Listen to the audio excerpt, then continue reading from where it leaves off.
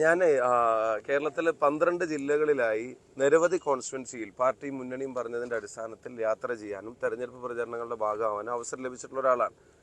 അവിടെ എല്ലാം ചെന്ന സമയത്ത് കണ്ട ആളുകളുടെ പ്രതികരണം, ഞാൻ പറയുന്നത് ഞങ്ങളുടെ കൂടെ പ്രോഗ്രാമിൽ പങ്കെടുത്ത പാർട്ടി വർക്കേഴ്സിൻ്റെയോ മുന്നണി വർക്കേഴ്സിൻ്റെയോ UDF അനുഭാവികളുടെ മാത്രം കാര്യമല്ല. ഞങ്ങളുടെ ഏത് പ്രോഗ്രാമിനെയും വീക്ഷിക്കുന്നതിന് വേണ്ടിയും റോഡിൻ്റെ വശങ്ങളിൽ നിന്നിരുന്ന ആളുകൾ, വാഹനങ്ങളിൽ പോയിരുന്ന ആളുകൾ, കടകളിൽ നിന്നും വീടുകളിൽ നിന്നും ഇറങ്ങി വന്ന് അഭിവാദ്യം ചെയ്ത ആളുകൾ, യഥാർത്ഥത്തിൽ ഈ തെരഞ്ഞെടുപ്പിനെ നയിക്കുന്നത് ജനങ്ങളാണ്. ജനങ്ങൾ നയിക്കുന്നതിൻ്റെ പ്രധാനപ്പെട്ട കാരണം ഞാനല്ലാതെ വേറെ ആരെങ്കിലും ഉണ്ടോ എന്നൊക്കെ ചോദിക്കുന്നത് ഇക്കാര്യത്തെയും ധാർഷ്ട്യത്തെയൊന്നും ഇനി കേരളത്തിലെ ജനങ്ങൾ വെച്ച് പൊറുപ്പിക്കും എന്ന് ഞാൻ കരുതുന്നില്ല.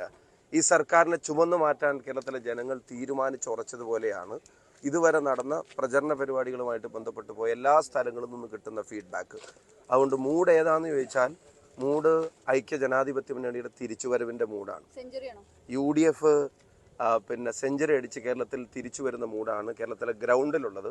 ഞാനിതിനു മുമ്പ് മാധ്യമങ്ങൾ പ്രചരണ സമയത്ത് ചോദിച്ചപ്പോഴും പറഞ്ഞ പോലെ real election story, ground story എന്നുള്ളത് UDFന് 100% അനുകൂലമാണ്. ഈ പാലക്കാട്ട് ഇന്നലത്തെ സംഭവങ്ങളെല്ലാം കണ്ടിട്ടുണ്ടാവും. BJP പറയുന്നത് ഇപ്പോഴും അതൊരു നിഴൽ മാത്രമാണ്. അല്ല, BJP നിഴലിനോട് യുദ്ധം ചെയ്യുന്നത് നിർത്തണം, എന്നിട്ട് യാഥാർത്ഥ്യങ്ങൾ അംഗീകരിക്കാൻ തയ്യാറാവണം. കണ്ണുള്ളവരെല്ലാം കണ്ടതാണ്, കാഴ്ചയുള്ളവരത് മനസ്സിലാക്കിയതാണ്. അത് കണ്ട ഒരാളുടെ മുമ്പിൽ, യാഥാർത്ഥ്യങ്ങൾ അത്രത്തോളം കണ്ട ഒരാളുടെ മുമ്പിൽ പിന്നെ മറിച്ച് പറയുകയും ആക്ഷേപങ്ങൾ ഉന്നയിക്കുകയും മാധ്യമപ്രവർത്തകർക്കെതിരെ പറയും, വാർത്ത കൊടുത്തവർക്കെതിരെ പറയും, പൊട്ടിത്തെറിക്കുകയൊക്കെ ചെയ്തിട്ട് കാര്യമുണ്ടോ? നമ്മളെല്ലാവരും കണ്ടതല്ലേ ആ വിഷ്വൽസ് കണ്ടതിനോടുള്ള പ്രതികരണങ്ങളിൽ പറഞ്ഞ കാര്യങ്ങൾ. ഒരു പരിചയമില്ല എന്ന് പറഞ്ഞു, പ്രചരണത്തിന് മുമ്പുള്ള വേറെ ഒപ്പം നിൽക്കുന്ന ഫോട്ടോ വീഡിയോ ഉൾപ്പെടെയുള്ള കാര്യങ്ങൾ കണ്ടു. ആ കാറിൽ തന്നെ ഇരിക്കുന്നതായിട്ടും ഒപ്പമുള്ള വാഹനങ്ങൾ സഞ്ചരിക്കുന്നതായിട്ടൊക്കെയുള്ള വീഡിയോസും ഫോട്ടോസും ഒക്കെ കണ്ടു. അതെല്ലാം കണ്ടത് വാർത്തയാക്കിയതും കണ്ടത് വിശ്വസിച്ചവരുമായിട്ടുള്ള ജനങ്ങളെ, അവരുടെ സാമാന്യ ബുദ്ധിയെ വീണ്ടും വെല്ലുവിളിക്കാൻ ശ്രമിക്കുകയാണ്. അതൊരു അജണ്ടയേ അല്ല. അവരെ നടപ്പിലാക്കിയ ഒരു കാര്യം ഒന്നേ ദൃശ്യത്തിൽ പതിഞ്ഞുള്ളൂ.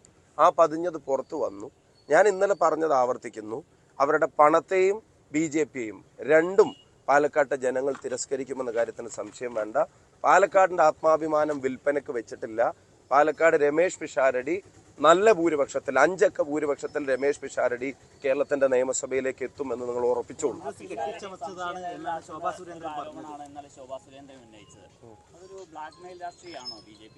അല്ല, അങ്ങനെയാണെങ്കിൽ ഞാൻ പറയുന്നത് അത് ഉന്നയിച്ച ആൾക്കെതിരെ പോലീസ് നടപടി എടുക്കണം.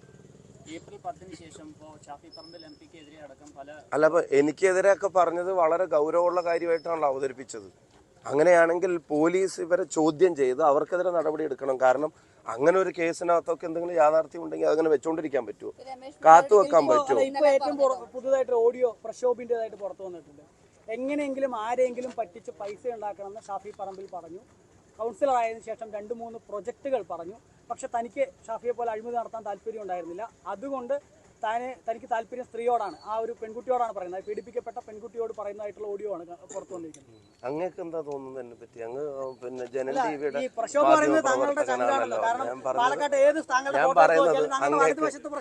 അങ്ങക്ക് എന്താ തോന്നുന്നത്? ഞാൻ പിന്നെ അങ്ങക്ക് എന്നെ പരിചയമുണ്ടല്ലോ, എന്താ തോന്നുന്നത്? അത്തരം കാര്യങ്ങളൊന്നും മറുപടി അറിയിക്കുന്നില്ല. പ്രക്ഷോഭം എന്തെങ്കിലും തെറ്റ് ചെയ്തിട്ടുണ്ടെങ്കിൽ പിന്നെ അതിന്റെ നിയമ നടപടികളുമായിട്ട് മുന്നോട്ട് പോവുക, അതിനെതിരെ നടപടികൾ സ്വീകരിക്കുക. അതിലേക്ക് നാട്ടിൽ എന്ത് നടന്നാലും അതിലേക്ക് ഒരു പേര് എന്നെ വലിച്ചു കെട്ടണ്ട. ഫ്ലെക്സ് ബോർഡുകളൊക്കെ വ്യാപകമായി ഇന്ന് നശിപ്പിച്ചിട്ടുണ്ട്. അതായത് ഇന്നലെ രാത്രിയോടെയാണ്. അത്തരത്തിൽ അവര് BJP ഒരു പ്രതികാര നടപടിയുമായാണോ മുന്നോട്ട് പോകുന്നതെന്ന് തോന്നുന്നുണ്ട്? അല്ല, അതിനകത്ത് ഒരു കാര്യം ശ്രദ്ധിക്കുക. ആദ്യം അദ്ദേഹം വന്നപ്പം പിന്നെ വളരെ ദുർബലനാണെന്ന് പറഞ്ഞു. പിന്നെ ചില കോണിൽ നിന്ന് അദ്ദേഹം കോമാളിയാണെന്ന് പറഞ്ഞു. ഓരോ ദിവസവും ഇവിടെ അദ്ദേഹം സ്പെൻഡ് ചെയ്തപ്പോഴും, ഓരോ തവണ ജനങ്ങളുമായി സംവദിച്ചപ്പോഴും, മാധ്യമങ്ങളോട് പ്രതികരിച്ചപ്പോഴും, ഇഷ്യൂസിനോട് റെസ്പോണ്ട് ചെയ്തപ്പോഴും, അപ്പോഴെല്ലാം അദ്ദേഹത്തിന് ജനങ്ങൾക്കിടയിൽ അക്സെപ്റ്റൻസ് വർദ്ധിച്ചുകൊണ്ടേയിരുന്നു. അദ്ദേഹത്തെ തടയാൻ ശ്രമിച്ചപ്പോൾ അതിനോട് പ്രതികരിച്ച രീതി പോലും പാലക്കാട്ട് വലിയ മതിപ്പുണ്ടാക്കി. അതിൻ്റെ ശേഷം വ്യക്തിപരമായ ആക്ഷേപങ്ങൾക്കെല്ലാം അദ്ദേഹം പറഞ്ഞ മറുപടി, രാഷ്ട്രീയമായി അദ്ദേഹം മുന്നോട്ട് വെച്ച കാര്യങ്ങൾ എല്ലാം പാലക്കാടൻ ജനത ഇഷ്ടപ്പെടുന്ന തരത്തിൽ രമേശ് പിഷാരടി ചുരുങ്ങിയ ദിവസങ്ങൾക്കുള്ളിൽ തന്നെ പാലക്കാട്ടൻ ജനതയുടെ ഹൃദയങ്ങൾ ഒരു ഇടം പിടിച്ചു എന്ന് കണ്ടപ്പോൾ തുടങ്ങിയ അസ്വസ്ഥതയാണ്.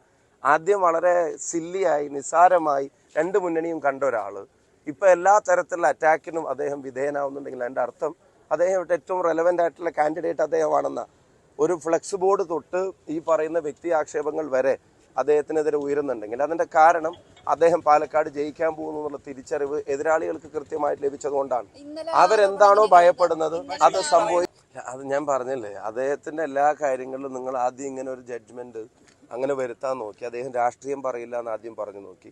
വളരെ ക്ലിയർ ആയിട്ടുള്ള പൊളിറ്റിക്കൽ സ്റ്റേറ്റ്മെന്റ് അദ്ദേഹം പാലക്കാട് വെച്ച് നടത്തിയപ്പോൾ ഞാൻ ഇരിക്കുമ്പോൾ ഒരു വേദിയിൽ പറഞ്ഞ അദ്ദേഹം 2 പാട്ടുകൾ സൂചിപ്പിച്ച് പറഞ്ഞൊരു കാര്യമാണ്. കലാകാരന്മാരുടെ മാധ്യമ പ്രവർത്തകരുടെ കാര്യത്തിൽ ഉൾപ്പെടെ മാറാത്തത് മാറും എന്ന് BJP പറയുന്നത്, അദ്ദേഹം പറഞ്ഞ വാക്കുകൾ എനിക്ക് കൃത്യമായിട്ട് ഓർമ്മയുണ്ട്. മാറാത്തത് മാറും എന്ന് BJP പറഞ്ഞത് ഇവിടെ കൽപ്പാത്തിയിലും ചക്കാന്തറപ്പള്ളിയിലും തെരുവത്തുപള്ളി നേർച്ചക്കുമൊക്കെ ഒരുമിച്ച് കൂടുന്ന ജനതയെ കമ്പാർട്ട്മെന്റുകളാക്കി മാറ്റാൻ ആഗ്രഹിക്കുന്ന BJP ആ മാറ്റം പാലക്കാടിന് വേണ്ട എന്ന് പറയുന്നത്. രാജ്യത്തും സംസ്ഥാനത്തും ജീവിക്കുന്ന മുനിസിപ്പാലിറ്റിയിൽ പോലും കോൺഗ്രസിന് അധികാരമില്ലാത്തൊരു സമയത്ത് വർഗീയതക്കും വിഭാഗീയതക്കും എതിരായിട്ട് രാഹുൽ ഗാന്ധി നടത്തിയ യാത്രയിൽ അതിനൊപ്പം അണിചേർന്ന് കോൺഗ്രസ് രാജ്യത്ത് നിലനിൽക്കണം എന്ന് പറയുന്ന പൊളിറ്റിക്കൽ സ്റ്റേറ്റ്മെന്റ് പാലക്കാടിന്റെ വികസനത്തെ സംബന്ധിച്ച് വർഗീയതയ്ക്കെതിരായി വിദ്വേഷത്തിനെതിരായി നല്ല നിലപാടുള്ള ആൾ തന്നെയാണ് ശ്രീ രമേശ് പിഷാരടി. ഇന്നും അദ്ദേഹത്തിന്റെ പ്രതികരണങ്ങൾ വന്നിട്ടുണ്ട്. ഇന്ന് കാലത്തും ഈ സംഭവം ഉൾപ്പെടെയുള്ള കാര്യങ്ങളിൽ ഇപ്പം പറഞ്ഞ അദ്ദേഹത്തിന്റെ പ്രതികരണങ്ങൾ വന്നിട്ടുണ്ട്. അപ്പം ഞാൻ പറഞ്ഞത് അദ്ദേഹത്തെ ഇങ്ങനെ വളഞ്ഞിട്ട് നിരന്തരം കുറ്റപ്പെടുത്താൻ ശ്രമിക്കുന്നതിന്റെ ബേസ് എന്ന് പറയുന്നത് ഇതാണ്.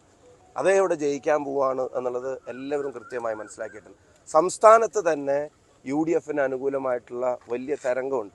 ഞാൻ നിങ്ങൾ തുടങ്ങി ഒറ്റ ചോദ്യം കൊണ്ട് നിങ്ങൾ അവസാനിപ്പിച്ചുകൊണ്ട് ഞാൻ പറയും, മറ്റാരും ഇല്ല എന്ന തരത്തിലൊക്കെ അവരവർ തന്നെ പറയുന്നത്. യഥാർത്ഥത്തിൽ ഈ വെച്ചുകൂട്ടിയ ഹോർഡിങ്സും ഈ നടത്തിയ പ്രചരണങ്ങൾ മുഴുവൻ ഞങ്ങൾക്ക് അനുകൂലമായിട്ടാണ് വന്നത്. എന്നാൽ പിന്നെ കാണാം, ജനങ്ങളുണ്ട് എന്നുള്ള മറുപടിയാണ് ഈ തെരഞ്ഞെടുപ്പിൽ ജനങ്ങൾ കൊടുക്കാൻ പോകുന്നത്. ഒരു സംശയ കാര്യത്തിൽ വേണ്ട. ഈ വീഡിയോയുടെ കാര്യങ്ങളൊക്കെ ഈ കേസുമായി മുന്നോട്ട് പോകും, അതായത് തെരഞ്ഞെടുപ്പ് കേസുമായി മുന്നോട്ട് പോകും, അവരെ അയോഗ്യയാക്കണം എന്നുള്ള രീതിയിൽ തന്നെ പോകും. അല്ല, അത് പിന്നെ വളരെ ഗൗരവമുള്ള കാര്യമല്ലേ. അങ്ങനെ ലൈറ്റായിട്ടോ സിമ്പിളായിട്ടോ എടുക്കേണ്ട ഒരു കാര്യമല്ലല്ലോ.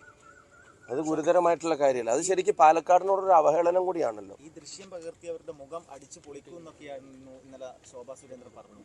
ഞാൻ ഇന്നലെ അതിനകത്തൊരു മാധ്യമം ചോദിച്ചപ്പോൾ ഞാൻ പറഞ്ഞായിരുന്നു, പാലക്കാടിന്റെ അമ്മയാണ് സഹോദരിയാണ് എന്നൊക്കെ ജനങ്ങളുടെ മുമ്പിൽ പ്രസന്റ് ചെയ്യുക.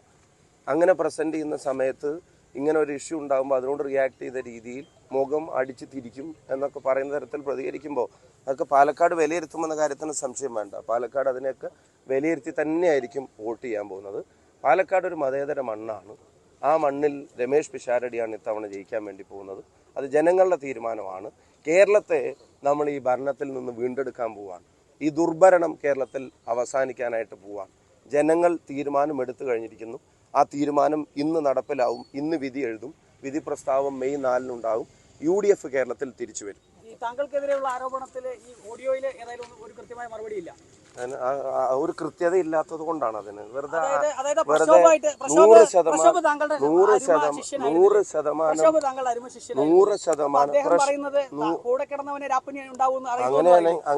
അങ്ങനെയാണെങ്കിൽ ബ്രിജ്ഭൂഷൺ ചെയ്തതിന് നരേന്ദ്രമോദിയോട് ചോദിക്കേണ്ടി വരുമല്ലോ കാര്യങ്ങൾ.